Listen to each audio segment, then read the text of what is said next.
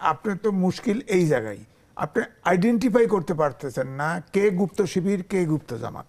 এনসিপিতে যোগ দিলেন, প্রধান উপদেষ্টার সঙ্গে তিনি জাতিসংঘ পর্যন্ত চলে গেলেন দলের একজন সদস্য হিসেবে, এবং তার সঙ্গে জামাত ইসলামের সদস্যরাও গিয়েছিলেন, এবং ওই সময় কারো কোনো আপত্তি বা কোনো কিছু শোনা যায় না। অথচ যখন তার দল এনসিপিতে যোগ দিয়ে দিল, তিনি নির্বাচন পরিচালনা কমিটিতে থাকার পরেও সেখান থেকে পদত্যাগ করে স্বতন্ত্র দাঁড়িয়েছেন। আমরা নাম বলতে পারেন তাসনিম জাহরা।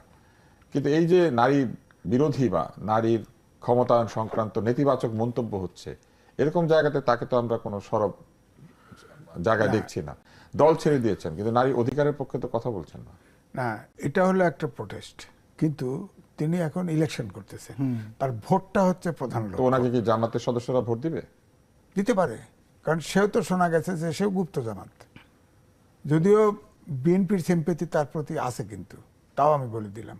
এখন সে তার যদি প্রতিবাদ করে, তাহলে একটা সাইডের ভোট পাবে না।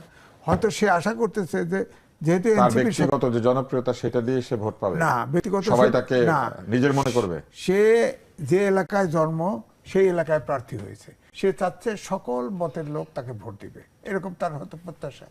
কেউ তো আর তাকে এই পলিটিক্যাল তার যে ফিলোসফিটা কি এটা তো কেউ জানে না।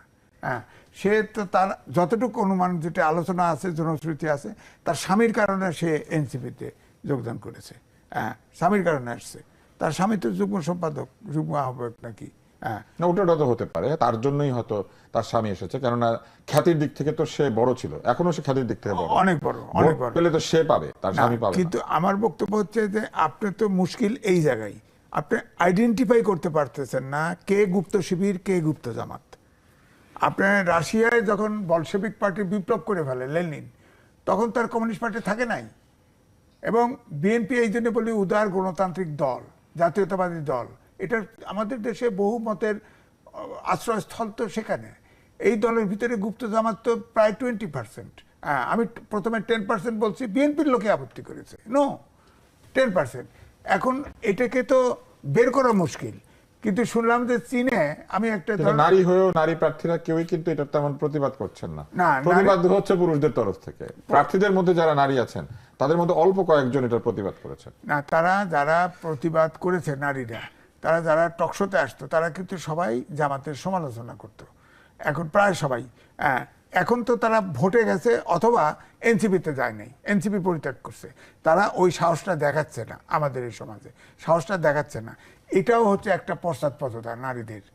আছে না কয়েকজন টকশোতে আসতো না, খুব ভালো বলতো, তো তারা এখন নাই, অফ হয়ে গেছে।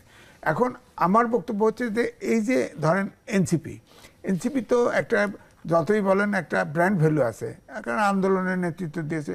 যদিও কোনো ছাত্র, সব আন্দোলনের ছাত্ররাই নেতৃত্ব দিয়েছে, কিন্তু তারা কোনো সরকারের অংশ নেয় নাই, তারা এইভাবে বিতর্কিত হয় নাই।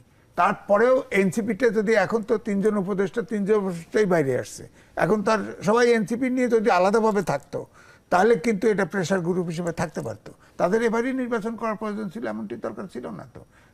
কিন্তু এটা থাকলো না।